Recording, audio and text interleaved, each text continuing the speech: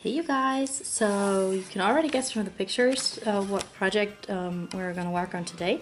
So someone asked me to make Sailor Moon and I was like blown away by the suggestion because everyone knows Sailor Moon and I've never made a Sailor Moon chibi or any of these. I've never watched Sailor Moon, so I'm gonna watch Sailor Moon while crafting this. So I don't really know the characters. So I'm really nervous because if I mess this up, then like everyone's gonna be disappointed. But I'm gonna do my best. So yeah, again, I found this image online of all the different warriors. So, but today I'm gonna focus on Sailor Moon herself, and in the future I might make other characters because I just think they're really cute. So yeah, let's get right into it. So here are the materials you will need for this project. So first off, there is the different colors of clay. As always, I'm using Fimo Soft. So there's the color 43, which is light flash or flashlight. Then some yellow, and this is number 16, sunflower yellow. I just like this yellow a lot better than the brighter nuance they have. Just because this is a richer color, like, I don't know. Then some white for the body. Excuse me, I'm still a little sick. And then I'm using Indian red, number 24. And then I found this scrap blue clay for like the color of her school uniform. Then you will also need various tools. My favorite ones are these dotting tools. So I have this very large one, and then a smaller one, and also this pointy end here. Then also a needle tool. Then if you want to turn her into a charm, like I'm probably gonna turn her into a bracelet, a necklace, you'll need a head pin. You can also use an ice screw, but I prefer using head pins because they're more secure. What else? Then you're going to need blades, so I switch between these two regularly. You will also need some kind of acrylic rolling pin to roll out your clay if you don't have a pasta machine. If you don't have a clay roller either, you can just use one of your dotting tools because this is acrylic material also, so it doesn't stick to the clay.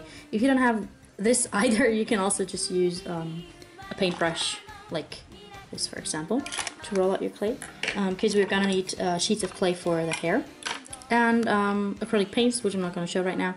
And also I like using this very thin pen for marking the eyelashes and eyebrows.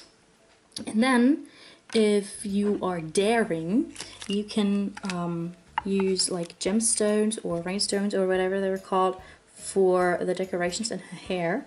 So I found these, and I think these are the only ones that I have. And depending on the size of the chibi, you might need bigger ones or smaller ones. So these are fairly small, but I think I'm gonna go with these. And I think that's it. If there are any other materials that I will use to make this chibi, you will see throughout the video. So yeah, let's just get started.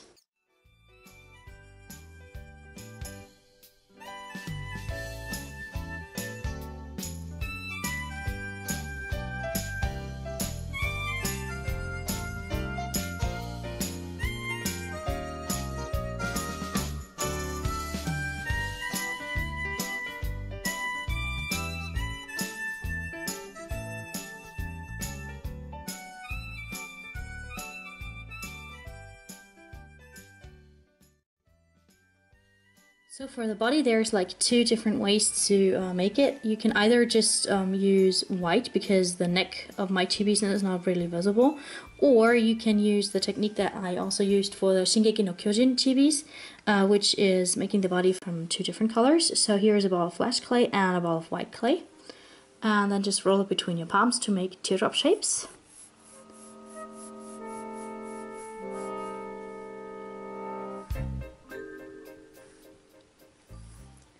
Make sure that the teardrop shapes are small enough for the body, and then cut each of them in half.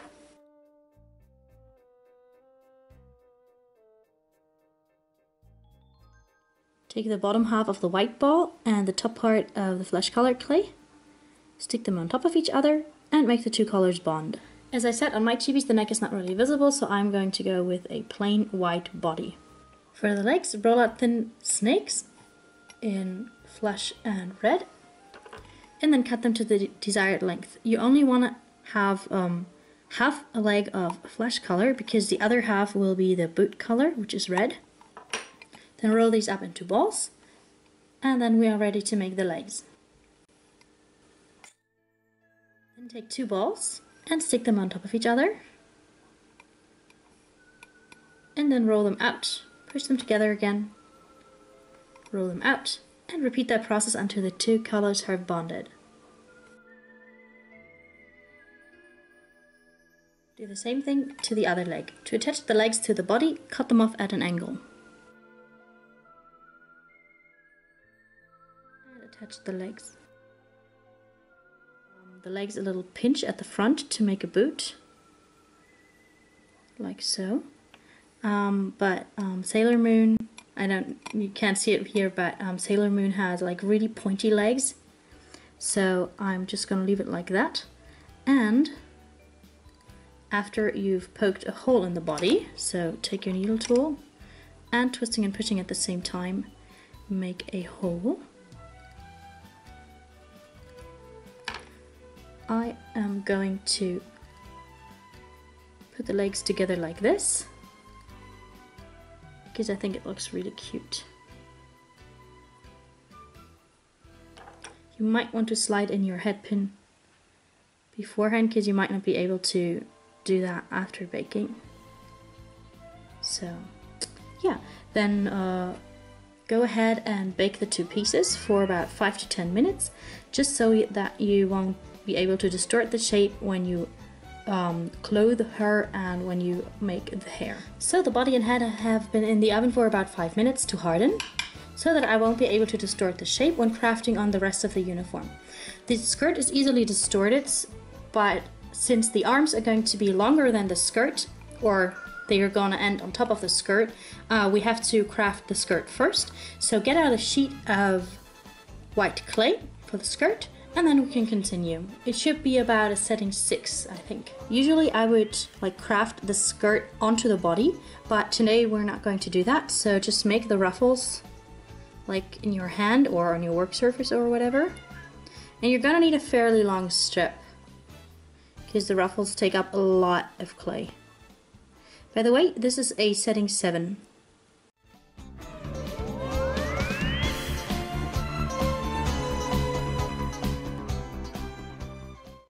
So if you are careful enough when making the ruffles, you might actually be able to use like one half for Sailor Moon and the other one for Sailor Chibi or Chibi Moon or whatever her name is.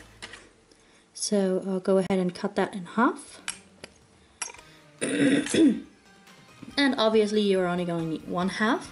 And then you want to get out your clay roller and gently flatten out the top part. Don't take it off the work surface with your fingers, always use your blade because otherwise you're just going to rip the piece. And you might want to gently, very gently, don't rip it, spread the ruffles that you made.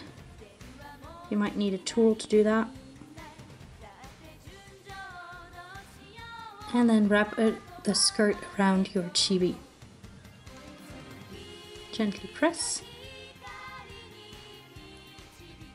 And make the 2 parts bond, so the skirt and the baked body. Okay, now make the arms the same way you made the legs, except that you need flesh colored clay and white clay. I already prepared mine, so here are the 2 arms that I made. Oops, other way around.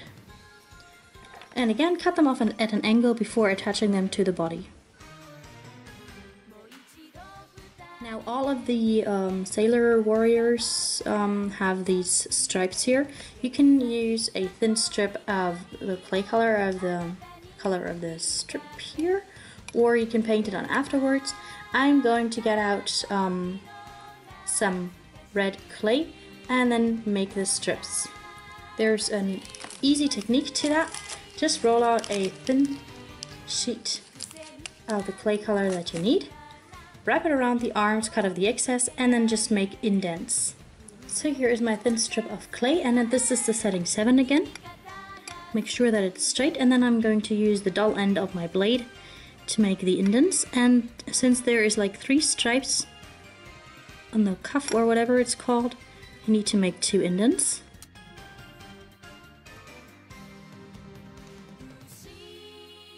And just take an arm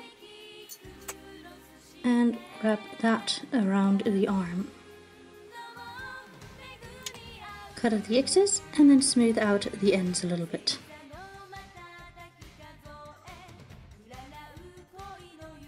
The same thing for the other arm. By the way, if you're lazy about smoothing out clay like I am, you can always like position the 2 ends that meet at the insides of the arm, because you're not going to be able to see that. Okay, then just take your chibi and attach your arms, and you can do whatever pose you prefer.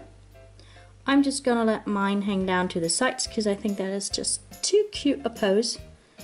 It's like she's curtsying or something.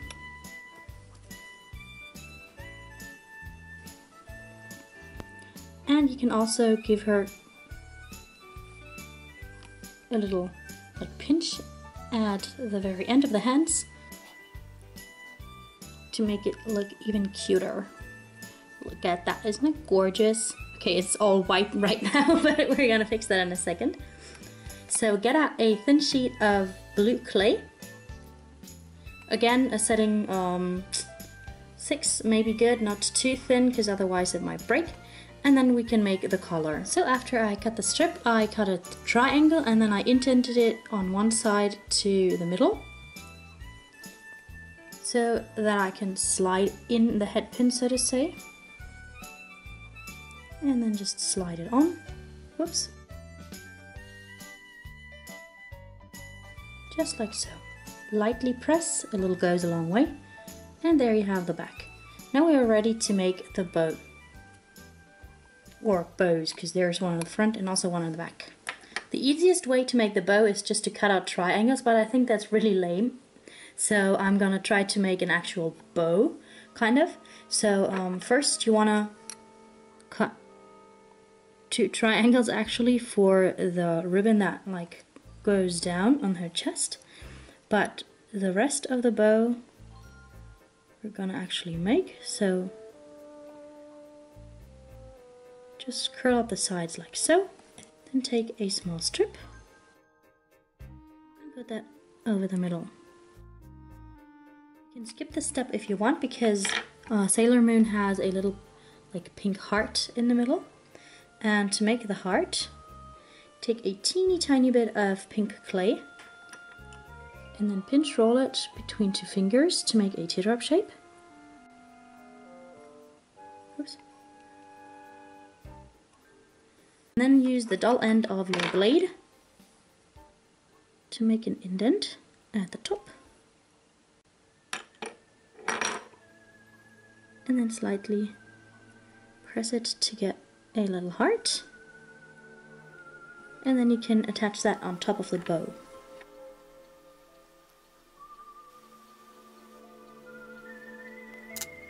And then just put the bow on top of that. Again, lightly press. Don't press too hard, because otherwise you're going to distort the shape. By the way, I made the little yellow lines there and the yellow heart in the middle the same way I used for this heart. I just noticed that like her early forms, I'm watching the anime right now, so in the first episodes her skirt is actually blue, like that of Sailor Mercury, but on the picture that I have, it is white and has a blue hem, and the hem I'm gonna paint on using acrylic paints, so I'm not gonna try to attempt a 2-colored skirt here, just so you know. Okay, now attach a slightly larger bow at her back, which is gonna go here, and then you are ready to pre-bake this chibi again. Now that the body is ready and has been baked, we can turn our attention to the head. So I wrote out a sheet of very thin sheet of yellow clay. This is a setting 7 on a pasta machine. This is just the base color of the head. and then just wrap it around. Pinch it, and then cut off any excess clay. You can smooth this out with your fingers, or an even faster way would be, because this is just the base of the head, to lightly roll it between your palms. She has a center part in her hair, so go ahead and mark the center with your needle tool all the way down. And then what I like to do is I mark where the buns are going to be. There. And then you want to draw lines from the center line that you created towards the point that you just made.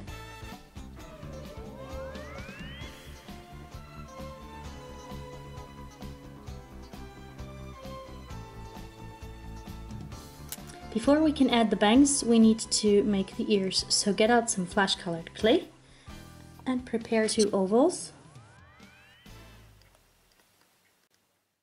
Just attach them to the side of your head and then just use your fingernail to smooth it onto the head. I'm gonna show you one side and then just copy it for the other side. So basically you're making 2 indents at the top and the bottom, and then you just connect these 2 lines. And when you're done, you can reshape the ear to make it look like an actual ear. And that's all there is to it. First you want to sketch out the bangs.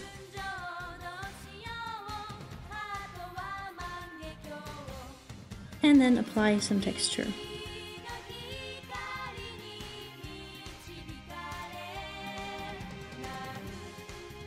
Use your blade to scrape the piece that you just made off the work surface, otherwise you might rip it.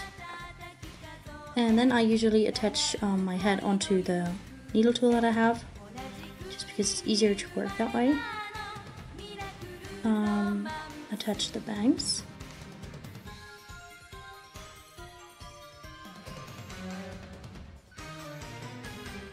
If you lost any of the texture that you applied earlier, go ahead and reapply it. Okay, now we are ready to make her little pigtails.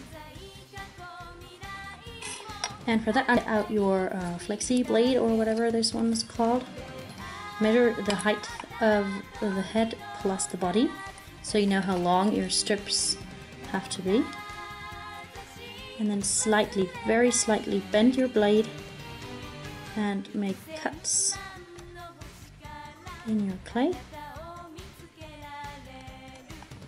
to get a leaf shape, so to say, which you can then texture and use for her pigtails. So after you've textured your stripes from both sides, swirl them up like this.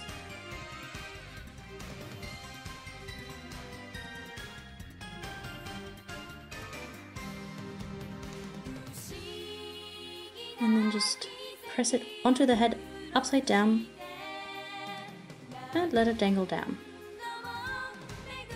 And there we have one pigtail.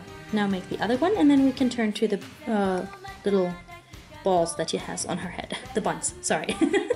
So I decided to redo this one just using 2 of the strands that I made. Now let's turn to the buns. I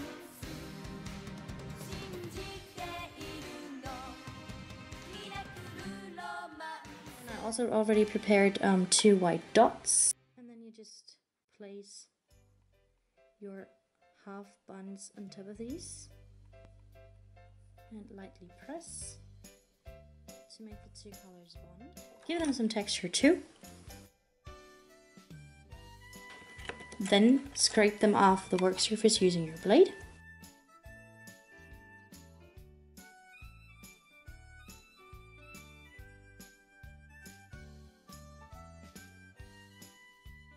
And then you're ready to bake Sailor Moon for one last time, and then we can add the details using acrylic paint and also some super glue to glue on the rhinestones. So see you in half an hour. So welcome back to the last part of this video, which is painting in the eyes, or on.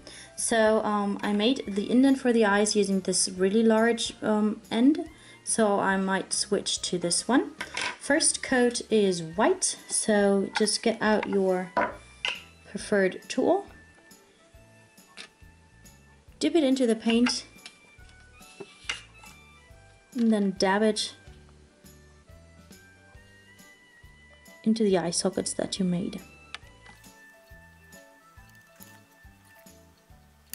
Let that coat dry before we add another one. I'm always impatient and I always screw up, so just let this sit for at least 5 minutes. Maybe you want to wait 10, it depends on your acrylic paint. Okay, so see you in a bit.